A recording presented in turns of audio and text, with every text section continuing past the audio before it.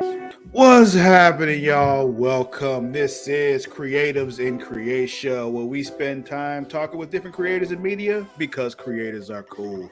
I am your host, Lord Cussalot Travis Pointer, aka the Dragon King, aka Big T, aka T Money, aka Sweet T, aka Black Merlin, aka the HNIC. And I'm joined today by artist extraordinaire Bridget Holmes. How you doing? I'm doing well. I didn't know about all these other AKAs. I'm gonna start calling you Black T now. Well, Big T, T Big Money, T, Sweet T Money, T, Black Sweet Merlin. T, Black Yeah. T, Merlin, Ice Cube. Got it. It is funny always when somebody is on our content for the first time and they have not heard me go through all those before, or someone else go through them before too. Is they're like all yep, all of that. And also, if I'm on one of our shows for our content, if somebody else is the host and they introduce me, I don't say a word until they've said them all. That's It's a great. rule. Mm-hmm. It's a rule. It's a law. It is. It is. Like I've done a podcast with other people who I've met, like through other people that I make content with on our channel, and they know that rule of mine too. So if I go on theirs and they don't say them all, I will just sit there. So they actually They ain't have talking to you. Yeah, exactly. Introduce me properly if you want to talk to me. Fair But enough. we're not here to talk about me, Bridget. We're here to talk about you, Bridget Holmes. That's me. So, why don't you tell us, who is Bridget Holmes? What does Bridget Holmes do? What do we need to know about you? Well, I'm Bridget Holmes. Nee Sims, I guess. You know, I'm married now, but I'm an illustrator. I work for Floyd County Productions, and that is a studio based out of Atlanta that produces many shows, but most famously the Emmy Award-winning show Archer, which is at its 13th season. I do a lot of my own personal stuff when I have the time. I am a mother, which has changed a lot of my creative process. I just enjoy art, and I enjoy consuming art, and I enjoy art things. Okay. So you said you work on Archer. What do Yes. you do on Archer? What is your official title? My official title is Senior Illustrator. I've been working there for about 5 years, and basically everything that you see on the screen from Archer, I have had.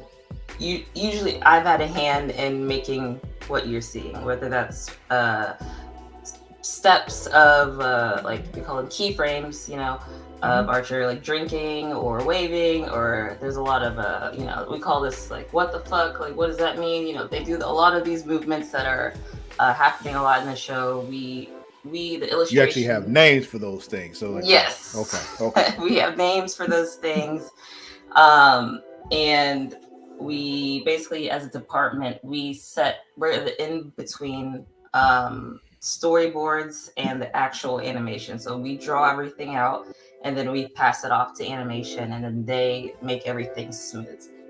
Okay. So somebody does the storyboards. Uh-huh. The storyboards are sent to y'all, and then what do you all do when they send From there, so I'll say I get a storyboard of Archer punching a bad guy.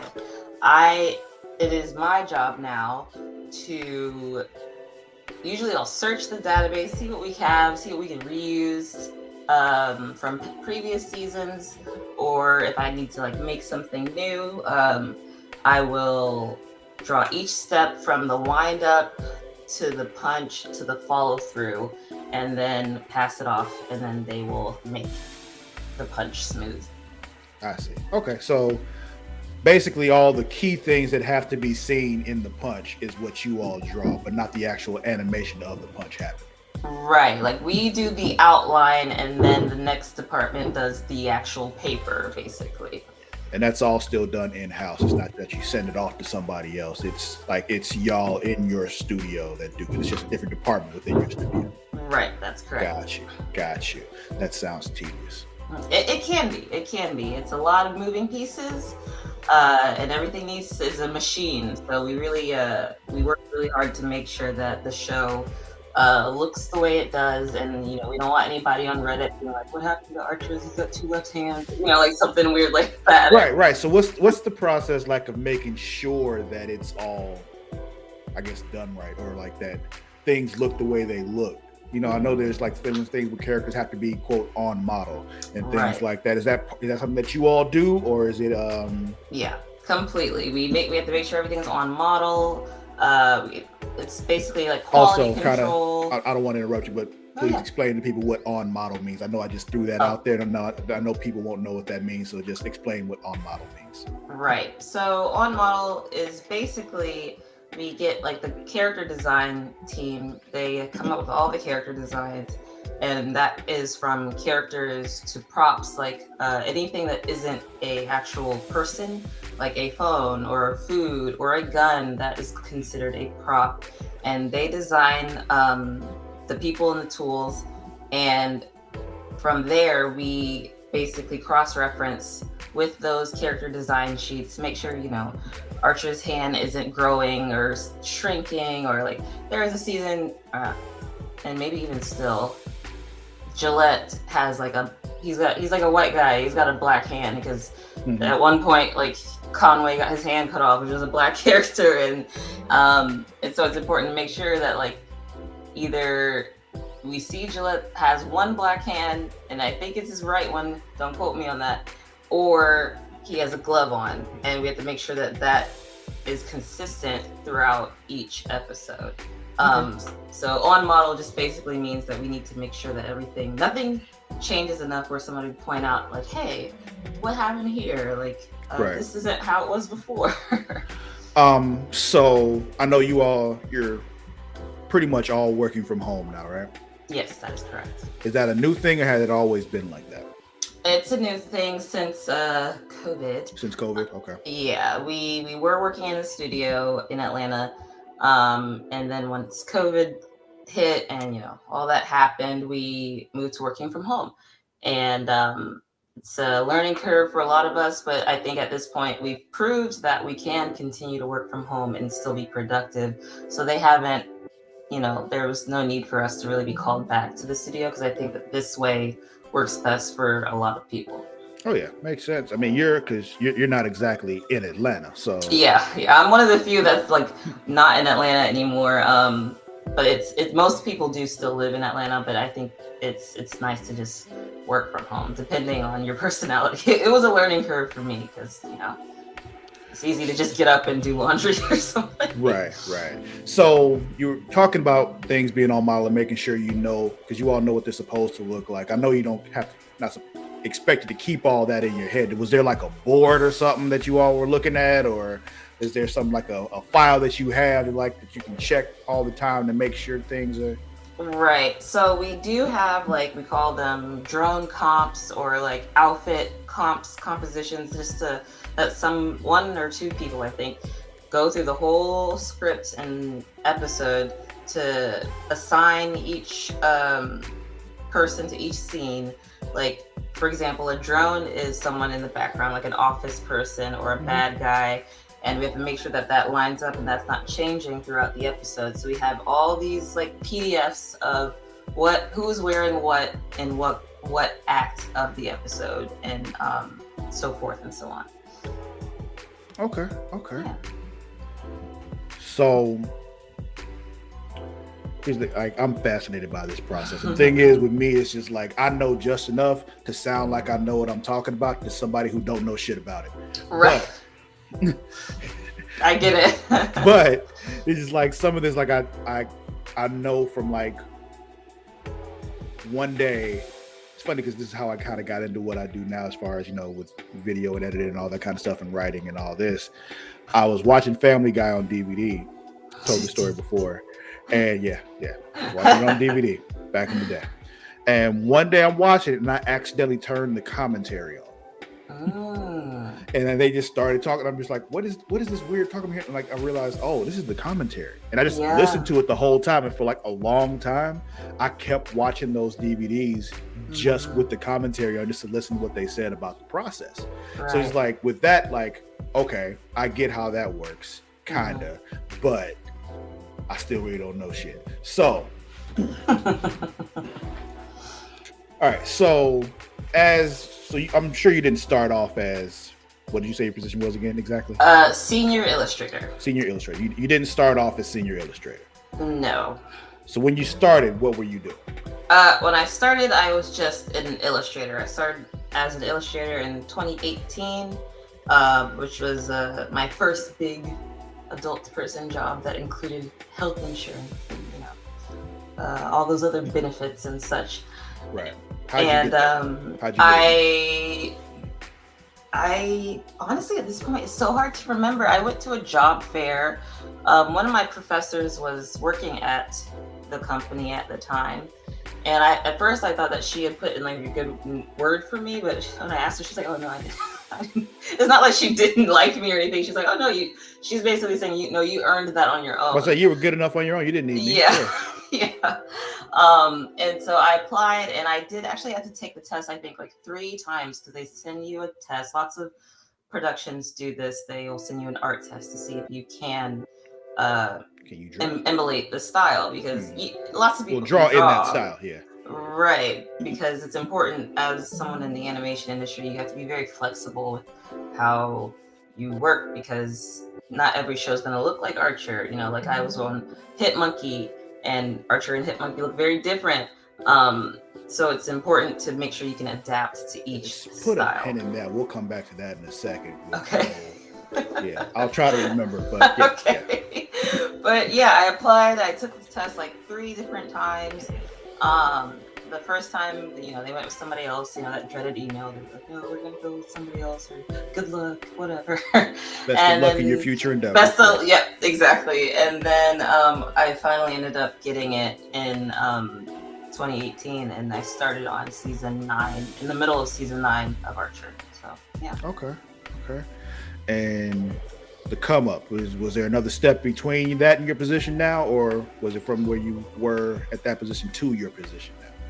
That, like, I was an illustrator, and then I got promoted up to senior illustrator. So yeah. Okay. And was that one of those things where they were just like, yeah, you move on up here because this one ain't good enough no more, or this one moved up, or what was it? It was mostly like people moving around, you know. They had an open position, and they went with me because, I mean, because you're the shit. But yeah, I've been working. It's okay, you can say it. Because I'm the shit. Thank you. All the shit. I will 10 toes. But they went with me for the position, and I was very excited and happy about it. It's a lot more work, just because I'm doing a lot more like training newer people, but you know, they wouldn't have given me the position if they didn't think I was capable or a good person to teach or mentor. So I'm proud of that. Okay. Yeah. So back to what we were talking about before, you said being able to be flexible between different projects. So you mentioned HitMonkey. So you worked on HitMonkey also. Yes, season 1 of HitMonkey, I was a layout artist on that show. What is a layout artist? A layout artist is someone who basically either, at least in the realm of our studio, it was doing a lot of the background drawings of people. Like, so you have the main characters, you know, and then, you know, like in anime or in a animated TV show, you have like a crowd walking around, or a crowd. They're not actually walking; they're just like standing there being a crowd. Yeah. I would be like the person. They're just existing. Yeah. Yeah, like I would be the person to draw the crowd, the people in the subway, the people, you know, looking at a billboard or whatever. And also, if there was a shot of the show that was a little bit difficult for the animators, the layout department would draw it out so that they basically had something to trace instead of it's a lot of like copy pasting. Yeah, about to say, it sounds like you know, they're less not. is more. They can't handle this, so It's more of like they don't have the time to really break this down, so it works better to just have someone else have it set and ready, so that it's easy to just keep moving and not have to ask yourself all these questions like, how does this go? How does this work? How is this going to work? That's just something that we took care of. So like there was just a scene where Monkey was stabbing people, Yakuza, from like a top-down shot, and they needed just somebody to do that, just to have a base to start from, and that's what we take care of. Okay. Yeah. So I'm gonna put you a bit on the spot here. Okay. So, Archer, HitMonkey. What's your favorite thing that you've drawn on either one of those shows?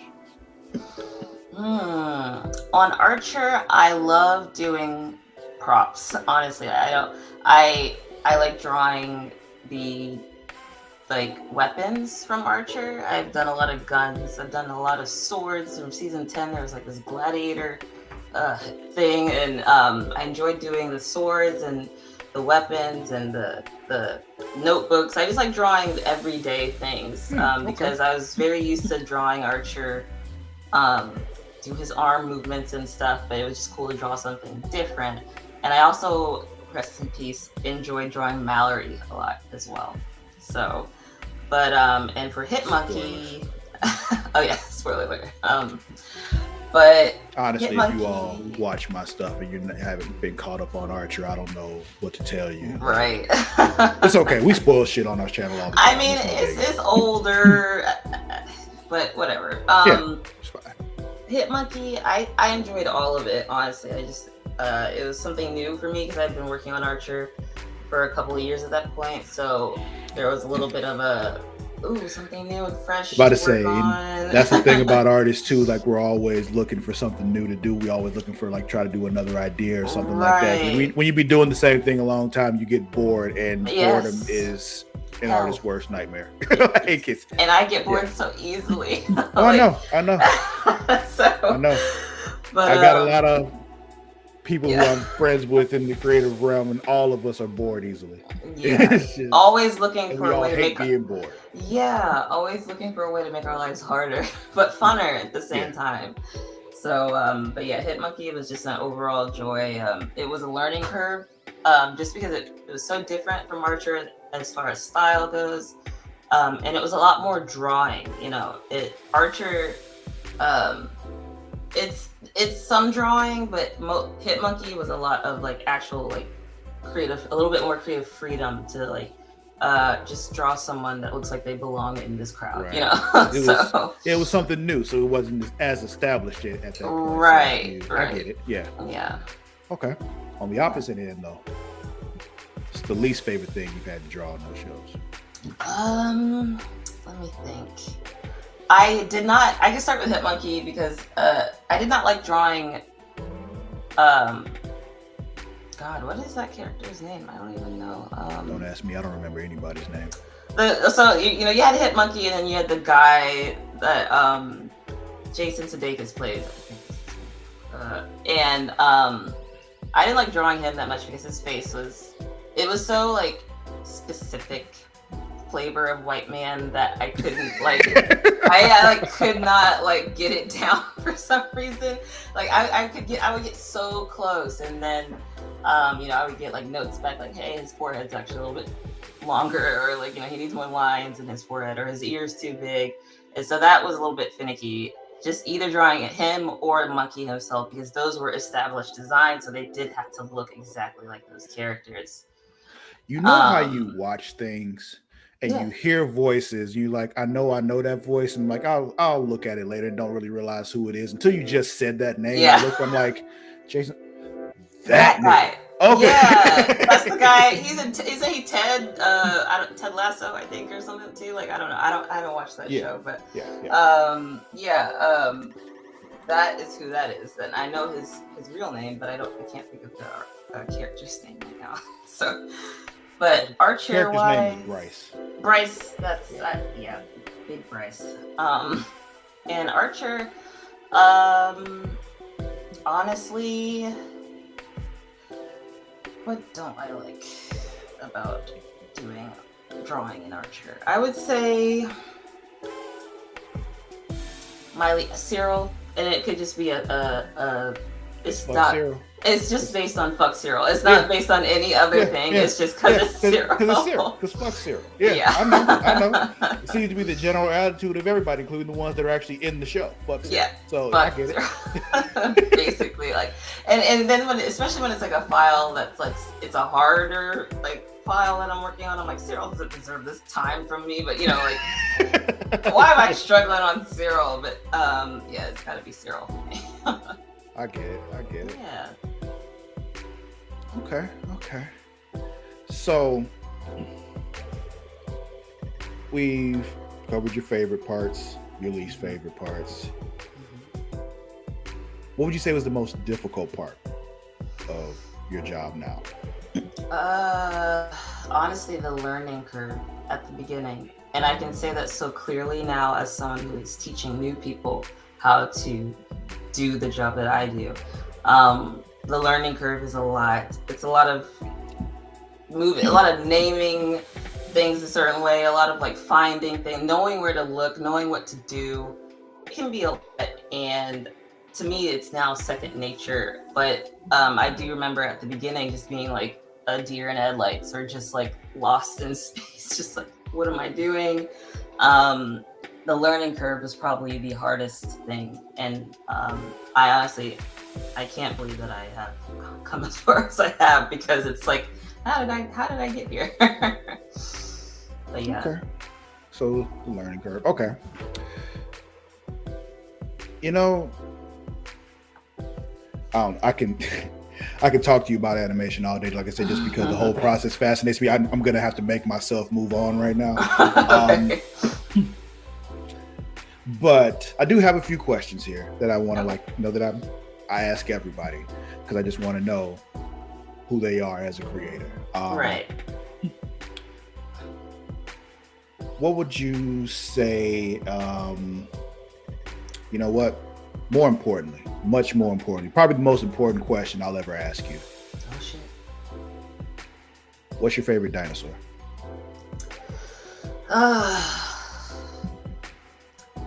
I enjoy. I would say my favorite dinosaur. And listen, I'm like a dinosaur person, so this ain't good. This ain't no. Good. Good. Means you're the right kind of person. That's. I like a plesiosaurus. I'm cool with those guys, and I also like a. That's very specific. I told you, I'm like a very. I played Ark. I don't know if you've ever played Ark, but it's a whole dinosaur game. I have not heard of that one. Yeah, it's very scary. It's very hard, but it's very fun. And also, I mean, just the general raptors. I mean, that's like, everybody's fave at some point, but raptors are pretty cool too. Okay. I mean, raptor is a solid answer. What was the first one you said again? What was that name? Plesiosaur. Plesiosaurus. Hold on, I need to. There's like so many different types of dinosaurs, and we're still learning. Oh damn. Okay. It's a water thing, right? Yeah. Okay. Yeah. It's a nasty looking fucker here, man. Hold on. I think I need to show the people this one. Hold on, give me a second. Honestly, Megalodon's pretty badass too. I do know the Megalodon. Oh, come on. Stop being difficult. It's crazy how big they were. Wild. Yeah, here we go. Let's just show the people what you're talking about. Let me just make sure I'm right. Is this the one you're talking about? Yep, that's the one. Normally when you ask somebody these types of questions, this isn't what they come up with. So I appreciate you for that. I really do. No problem. This is one I'm like, no, the people need to see this one. They need to know. Like, whoa. Don't sleep on the plesiosaurs. Do not. Okay, but you in close second would be a raptor. Okay. Yeah. What's the first creative experience you remember having? So I am I don't know if this is like relevant or not, but I'm an only child.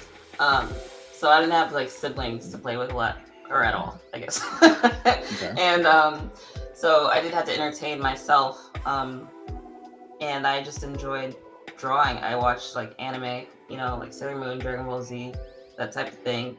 And I would say the first creative experience I can think of would be looking through magazines and cutting out the pictures that appealed to me and like making my own little collages, or just drawing from my imagination and making my own characters that were living in like the Dragon Ball Z universe, because at the time there were no female Super Saiyans. So I was like, what would that look like? Or like what would my Sailor Scout look like from Sailor Moon? Mhm. And yeah, that would be my first.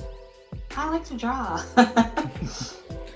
Makes sense, and it was off to the races since then. I got you. Pretty much. What inspires you? So many different specific weird things. Anime, is a big one. Other artists, that's a cool thing about working in the industry and having other colleagues that are like, creatives, is that, we really vibrate off of each other. And I think that's something I do miss about working in the studio instead of working from home, was just being in that like environment, surrounding yourself with other artists, seeing what they're doing now, and pushing yourself to do something new, or like helping them with the project that their own personal project or whatever. Yeah, I hear you. Video games. Yeah, that actually, since you brought up video games, it kind of reminds me of something that I saw, forever ago. When God of War 2 came out on the PlayStation 2 way back in the day. When you got that game, it also came with its own little DVD about the making of the game. Yeah. And they were talking about how the new studio space they were using had this whole open concept thing. Yeah. Where the whole thing was open, but like the people who kind of had the most to do with each other were kind of near each other. Exactly. And they were hearing things all the time. And at first they hated it. All the people that worked to say I hated it, but then after a while you start to get used to it. You realize, oh, this is helpful, because now I can like just turn like, hey, oh, that's what you're working on. Okay. Yeah. And exactly that the studio is very open. Everybody can see everybody else and what they're doing, and it was just a very like creative, energized space to be in. And video games, specifically RPGs, especially ones that have lots of characters, like Persona. Like I have like 2 art books. Like if I like a game enough, I'll buy the art book, and I like to go through and like see like how did they get to this character design? Why did they choose this one over this other one that looks way better? Have you? I'll just say about Persona. Since you've gone through those art books, have you drawn your own characters like in that world, in that style? Just because you felt like it, or? I haven't, but I have always like thought about it and like been thinking like, I really would like to dive deeper into this art book and really like ingest the style, like do a master copy, just like really like see what they were thinking and see how I can apply that to my own like artwork and stuff. Like but Persona is definitely like a big favorite. My first one was Persona 4. We waited eons for 5 to come out. Literal eons. But it was worth it when we got it. It was so worth it. It was just like such a like crazy. Did Octopath? Yeah, Octopath Traveler. The second one played the second one yet? Came out. I have started it. I haven't gotten deep into it, but it's like so much better than the first one. And okay. I haven't even touched it yet, so it's my first. It's on my Switch, but I haven't played it yet. It's my first. Octopath was my first Square Enix game, and I'm like, really? I know. How'd that happen? I don't like. By the time I knew what Square Enix was, all the like raving good games were like ugly to me, and I can't like. Well, I mean, yeah, it was something about it was of the time, so it was of the, and that's what I like about Octopath, and that's another thing that inspires me is pixel art, because that stuff doesn't age. Generally, it's like a Jeep. It doesn't lose its value. You know, it just you can go back and replay it without being like, oh my god, these graphics are giving me like. Ugh. I can say as someone who is a fan of Square Enix's games, they spent a lot of time living off a legacy they created a long time ago, and the newer ones that have come out aren't, I wouldn't say, on that level of those other ones, but because of who they are, people still buy them, and they're still fine. They're still pretty good. They're just not like way up here like they were before. They're like here. Yeah, because they were so. It seemed like they were so advanced compared to everything else. They were different. Like it's just, you didn't get stuff like that, you know. Yeah, especially like it just seemed very different. So Octopath Traveler 1 was my first Square Enix game, and then I played Harvestella, and now I'm on Octopath Traveler 2, and I want to get like that art book because I do love the pixelated like look of things. It's very nostalgic for me, and also Fire Emblem games. I do enjoy those a lot too. Okay, I've never played Fire Emblem, but I've heard it's pretty good. It's pretty good. Okay.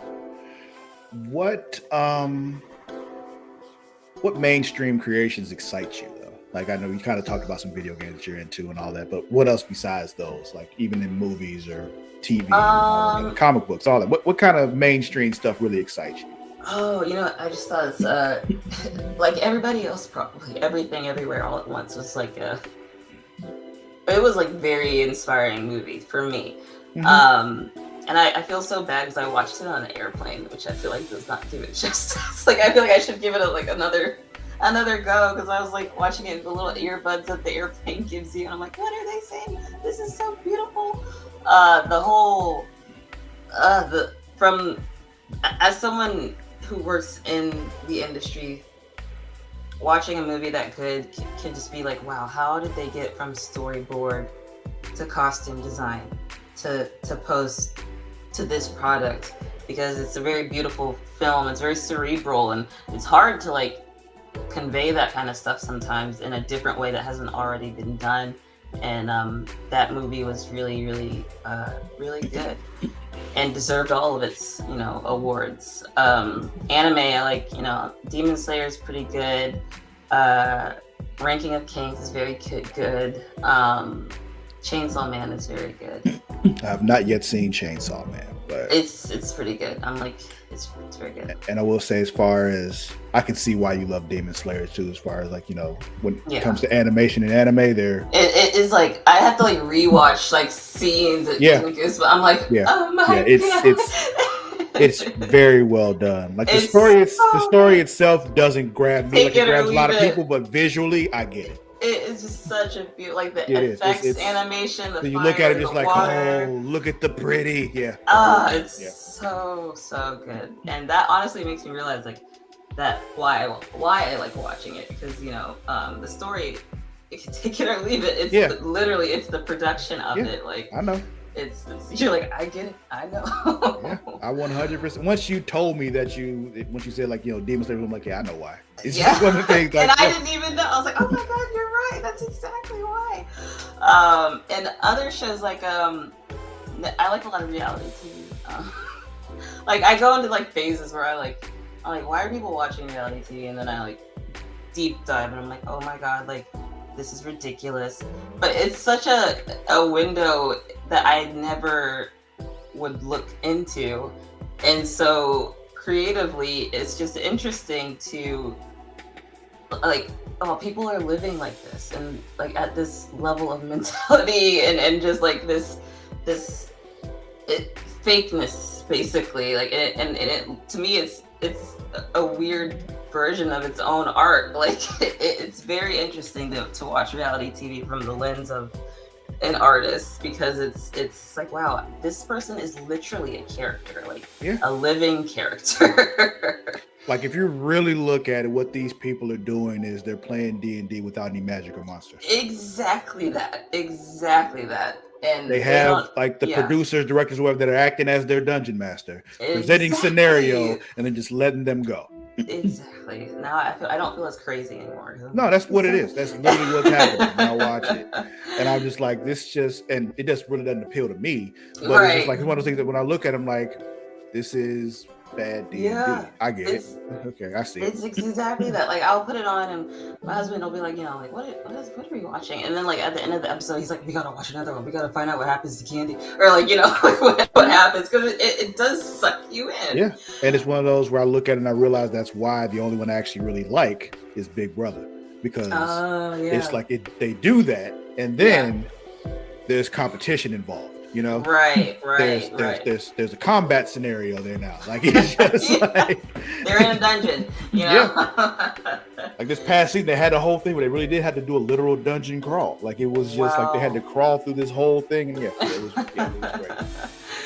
But that reality TV and cooking shows. I'm a big fan of Chef's Table and the Great British Baking Show. I'm about to say you got to be on the Great British Baking Show, And I'm so like embarrassed about how long it took me. Like I watched it for the first time in like 2020 when I was pregnant, and I didn't watch it for the first time until I want to say 2021. Yeah, it's like one of those things. I knew it existed, but I just never got around to it until one day we were just sitting around like, let's watch this, and she was like, I mean, okay. Turn on, I'm like, oh, I'm in. Wow. I'm watching this, I'm just like, oh, I know what stodgy means. I still don't really know what stodgy means. Like, I got an idea what stodgy means, but I was just like, if you didn't grow up in Britain, I guess you don't really know the phrase stodgy. You don't really know how to describe it. You kind of know, but it's not you don't want it to be stodgy.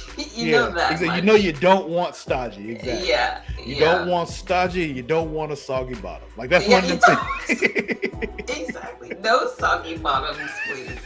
Like that show is so good, and I think I really like it because as much as I do like competition shows, it's nice to see a friendly. Like they're not out to get each other. Exactly. Like it's one of those things that you realize when the first time you see somebody finish early and they turn and help somebody else. Someone else. And it's like this is like it's so wholesome. And I just want to be like your friends, and then they seem to like go on to hang out with each other after the show. Yeah. I like that they do the whole like, and this is where they are now. It's very cool. Like it's wholesome content. 10 out of 10.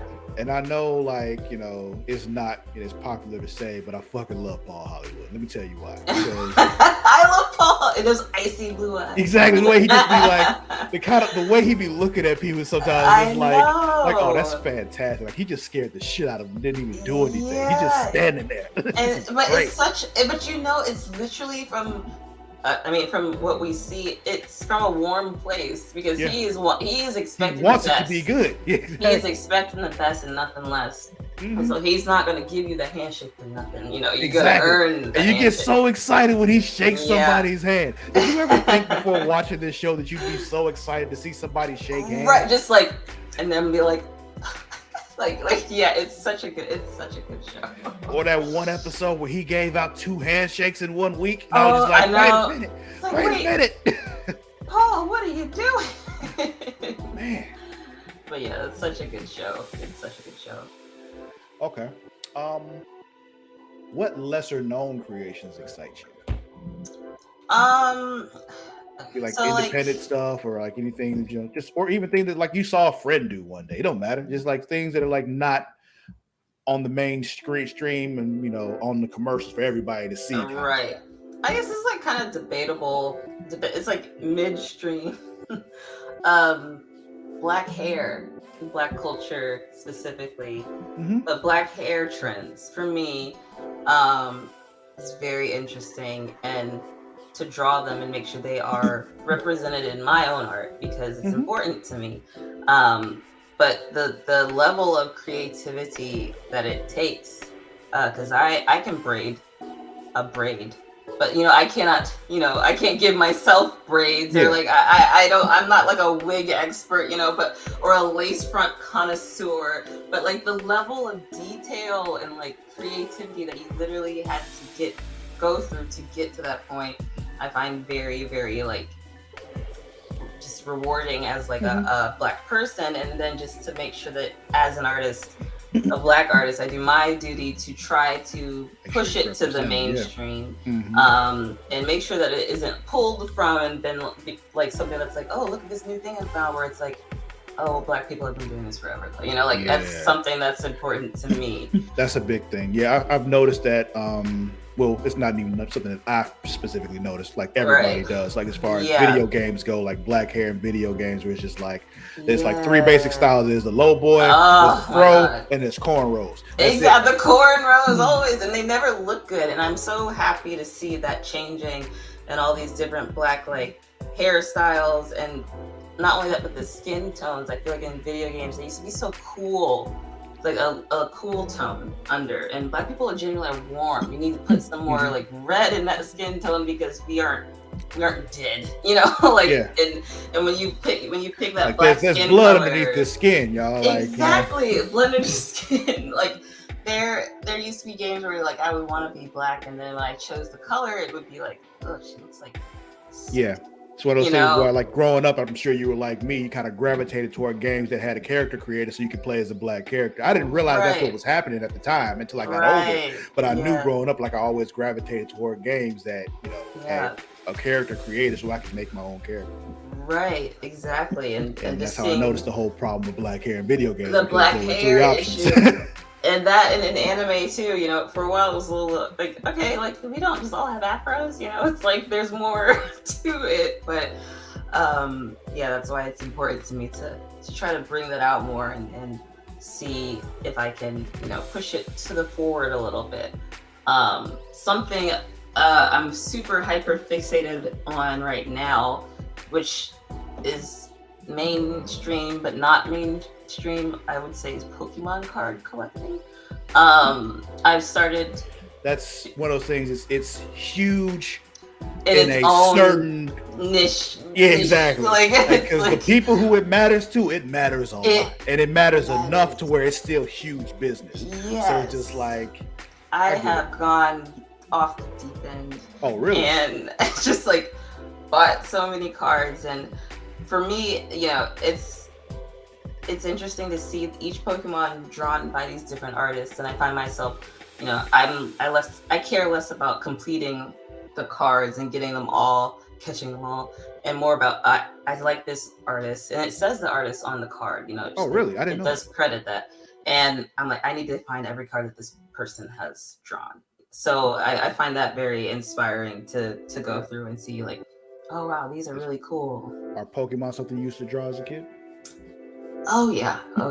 Honestly, it's something I've drawn as an adult too. Like there was a time, like in between now and like college, there was a time where I was only doing Pokemon commissions because like everybody loves Pokemon. You know, well, most people at least know Pokemon. And, no, you can say it. Everybody loves Pokemon. I mean, yeah, everybody loves Pokemon, and you know, it's just one of those things I could put out there, and most people go like, "Oh my god, like I would love myself drawn with a Pikachu," and I'm like, "I'll do it for $50." You know, like that type of thing. Yeah, so. Everybody love. Even people who hate Pokemon secretly love Pokemon, just don't realize they love Pokemon. Right, or they know someone who loves Pokemon.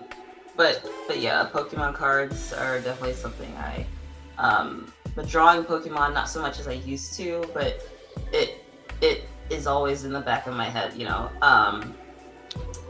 What's something besides your job things that you aren't working on, that you, if you were just kind of chilling, just felt like drawing something, what's the first thing you'd probably want to draw?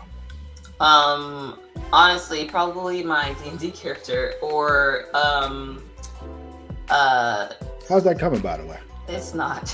And that's the thing. It's like I have all these ideas. I'm sure you can relate, just having like all these ideas of things you want to do. It's all about time. Oh yeah. And or like move things aside and like, not right now. I'll have to do that later. Right now, I need to do this. And it's just right. If you could see, like we can talk about this. Like I DM for your D&D game every week. If you could see the notes I have. I bet I like inside this book right here. Like every week, I'm like, how does he do that? Like the hardest part isn't getting your game ready. The hardest part is knowing what not to do right now. Because it's just like, I want to do this and this and this and this. Oh, this would be so dope if we do this and this and this. But I'm like, there's no way that they'll get through all that and move forward through the story if I throw all this in there. They'll be in this one room for 4 hours. It's just like, I can't do that. So it's like, I got like, okay, I'll move this back later. Like we talk about this, like I'm a dragon guy. I want to throw a dragon in every week, but I can't throw a dragon in every week. I gotta stop myself. Like it's just the urge. There's so many different types of dragons. Like I haven't even like. I'll talk about the dragon. Let me stop. I have not with all the dragon things I can do that I want to do. But anyway, I'm sorry. We get into D&D and start talking that shit, and then I love that. It's not about me. It's about you today.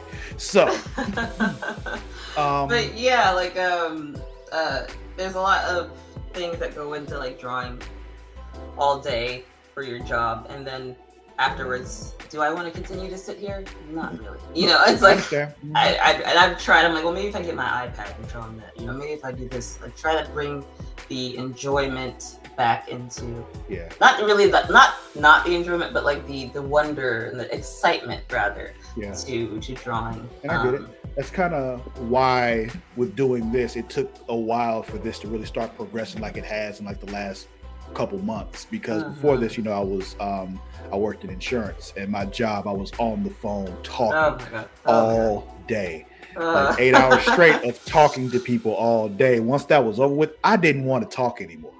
At all. And so this is just like, it's all talking. So it's just like, I don't feel like doing this. I really don't want to. Somebody else do it. Somebody else. Right. But when you're the one in charge, you kind of have to be there for most of it, you know? So it's just like, but now it's just because I don't do that no more. I don't do insurance no more. I don't talk with it. It's so much easier for me to fill my day with this now because I'm not feeling as drained by it anymore. So I know what you mean. Yeah, it's like, it's just like overstimulating in that one specific like thing. It's hard to just keep going and going and going, and you know, just working from home.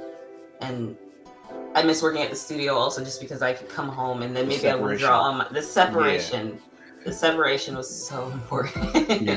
I guess the good thing about that for me too was because when I was doing the insurance, they gave me a laptop to use. So it was just like I was still in the same room, but I was on a very different device. I was on this little laptop here. Right. So once I was done with that, I could move that out of the way, and then I have my multiple screens here. Right. My happy place. These are the cool things. But I was still in that same seat though, so it was just like exactly. Yeah. That's part. I'm trying to like upgrade my space because, you know, I can't just go with my job. You know, I have a big drawing tablet and then my second screen, but I really would like to get into keyboard modding, you know, like making my own like keyboard. I've been like obsessed with watching YouTube videos of people like with their keyboards. Like those. Interesting. Like, so what do you try to do with your keyboard? Like you trying to you can literally make them yourself. Like you gotta lube up the keys and the buttons and like choose each color. You can pick the colors out. It's just like this whole world of like a hobby that I didn't even know existed or could exist. I didn't either until you just said it. Like really, literally, it's like it's a whole thing. we might have to talk about that a little later. I feel like I am about due for a new keyboard anyway. I'm about to throw you into a wormhole, and you'll be like, "This is Bridget's fault. I didn't mean to spend $500 on a keyboard. Here I am." That's what ends up happening. Usually it happens more with D&D stuff. I look up and I've bought like 17 more books, and I'm like, what am I going to do with all these? There's no way I can get to all this. But I have it now. But you have them. You know, I was going to say, but you have them. And now it's just like, but usually what happens is I get a book for one specific thing out of that book that I wanted, that I know I want to use, and hopefully there's more in there for me to use. But if I only get that one thing, I'm cool. You know? Right. I get it. I completely get it. All right, so I guess this kind of ties to what we were just talking about. So, what puts you in a creative state of mind, especially when you're struggling to do so? It can be hard, but honestly, it's very cliche. But like just going outside is helpful.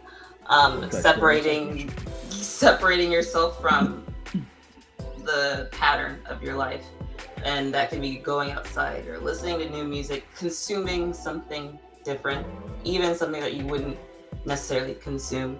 Whether it's good or bad, it's always cool to just do something different, just to change the pattern. Manufacturing a laugh, you know, like making myself laugh usually helps me. If I'm feeling like in a rut, I was like, let me just get on TikTok and see like who's gonna make me laugh today, or like, you know, just taking a drive or just getting away from the monotony of the day. That's what I would say helps me at least. I got you. Yeah, for me, what I tend to do, I watch old Star Trek episodes when I'm like, especially with mostly with me is writing, and so I'll start. I'm just like, I just have nothing right now. I'll go and just start watching Star Trek: The Next Generation because not because of the stories itself, but because those shows, like the way they're written, they made you think. Yeah, it was all a lot of philosophical stuff. It made you think because a lot of times when I'm writing something, I'm getting all caught up in what happens next. Instead of what is this about? Not what happens, what is this about? And when I really know what something's about, I'm able to keep going with the story because what happens is natural because I know what I'm trying to tell people. Yeah. So that's why Star Trek works for me. I don't know what would work for other people. Yeah, that's a good idea. That's like I should try that.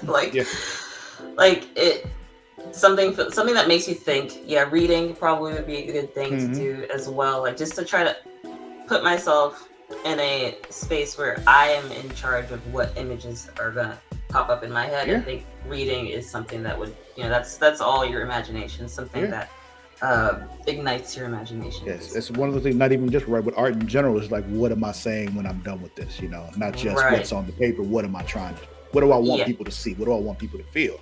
Yeah. Got you. All right. Bridget, what does creativity mean to you? Such a heavy. Oh, I guess it doesn't have to be heavy, but it's a question. I guess to me, creativity means going against the norm, going to achieve something of your own, basically, and taking what your base knowledge stat and adding it to learning something new and then pushing those things together. To me, that is creativity. It can be with art, it can be with cooking, because if you're like me and you're following a recipe, I rarely actually follow the recipe. I'm gonna put some more garlic in there, or I'm gonna use my secret spices to spice it up, or try this. Or if I'm trying to cook something and I don't know what I'm gonna do, I just look in the fridge. It's basically working with what you don't have or what you do have, even though it's not a lot. That to me, putting together something that's greater than the sum of its parts. Right. Whenever you can do something that you work with what you have and make it, and then you love it at the end, that is what creativity is. Like how I always substitute diced onions for diced jalapenos. It's my thing. Oh, good to know. I'll have to write that down. Yeah. Just because I really just onions taste with onions themselves and the texture of onions themselves, I just don't like it. Yeah. So years ago, I started just, if it calls for diced onions, I use diced jalapenos instead. I've never regretted it. That's awesome. And for me, it's making my own Alfredo sauce. I cannot go back to the canned stuff. I cannot, Amani does that too. She's every time she makes the Alfredo sauce, I'll go buy a jar. And don't bring that shit up in my house. We are not eating this. It may be Bertolli, maybe, but if it's ragu or anything, no, we can do better. I got you. Okay. What's something that you know now that you wish you knew at the start of your creative journey? I would say I would reiterate. So, I still have to tell myself this now. Don't be so hard on yourself. Don't judge yourself so harshly, because you're only holding yourself back by doing that. And for me, it was I'm really good. And most creatives are, I think. We're all really good at starting a lot of things. Finishing though. That finishing part though. I cannot tell you how many scripts I've started. It's that finishing part. And it's just finish it, just finish it. That's what I would say. Like, but I got another idea. Yeah, but you just gotta finish the other one first. Just follow through and finish it, and don't nitpick. You know, like you can nitpick going on the next one that you start, but finish this one first. Right. You know. I feel you. That's like the one thing I would tell myself, and to trust myself a little bit more. Like, believe That's a it. big one. Trust me. I get you. Trust what you know, and just you know, try, you know, because I'm real good at like coasting, like, you know, just like good enough, you know, like why don't you do the best though, you know, like your best, and that's all you can do with a lot of things, and you know, these are things that I find very more potent now as a mother, because I'm like, well, what am I gonna tell my kid, you know, like like I can tell myself like, wow, I wish I'd done this. But when he's that impressionable age, I don't want to like say the wrong thing, or, you know, I just want to be a better person. I want to be able to give him the tools to work towards his own ideas and stuff. So. Okay. Yeah. Well said. Well said. Thanks. Well, Bridget, we're getting close to wrapping this whole thing up. But before we go, we're going to do a little bit of a rapid fire round of questions here. A little game of this or that, okay? This or that. Now, when we're going to play this, I have a couple rules. Well, 4 rules to be specific, okay? Number 1 rule, you have to answer. Okay.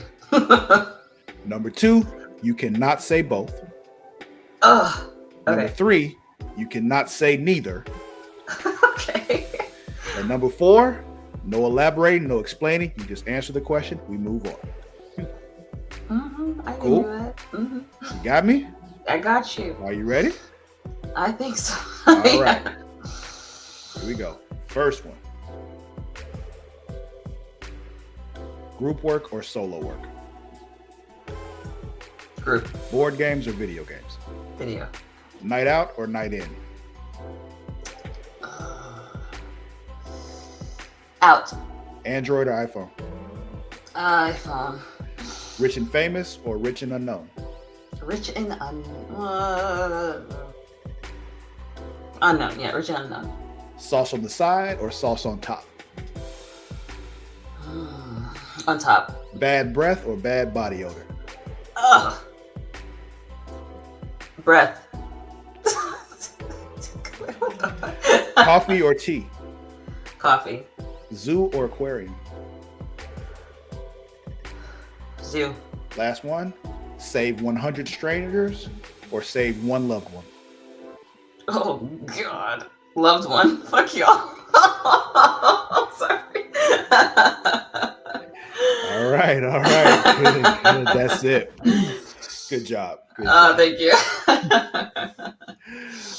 All right, Bridget, I think that's going to be it for today. Thank you so much for coming on and doing this with me. I enjoyed talking to you and Of course. vibing with you and sharing your love of creativity and all that. Yeah. Is there anything you want to tell people about you, what they should look out for? You know, what you got going on? What's Bridget up to? Expect art from Bridget this year. Look for her on Twitter at HexDraws. That's HexDrawz, and on Instagram HexPanda, HexPanda. And hold me accountable. Didn't you mention before to me? I'm gonna go ahead and put you out there now that you want to start drawing on Twitch. Where's that at? Yeah, I do want to start streaming soon. I do. I'm so glad you remembered. I didn't know it'd be, cool. I'll be paying attention. Yeah, but yeah. Thanks for talking with me. I had a good time. Yeah, I'm glad to have you. Everybody, thank you for watching.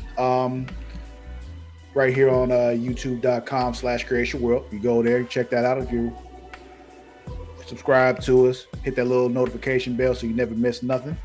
Also, if you want to throw us a little extra support, you can go to Patreon at patreon.com/Creatia World.